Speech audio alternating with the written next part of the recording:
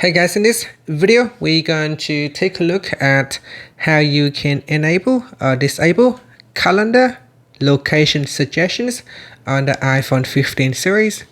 First, let's go back to the home screen by swiping up at the bottom of the screen. From the home screen, tap on settings. Now in the settings page, we scroll down and then tap on calendar. Next, scroll down to the bottom and tap on location suggestions. Now tap on the toggle button to switch it off or turn it on, and after that you can swipe up to go back to the home screen.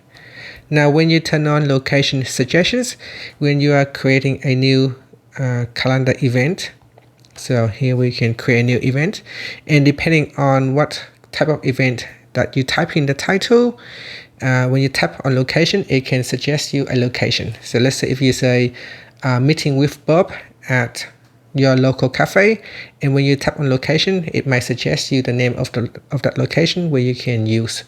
And that's it. Finally, you can swipe up to go back to the home screen.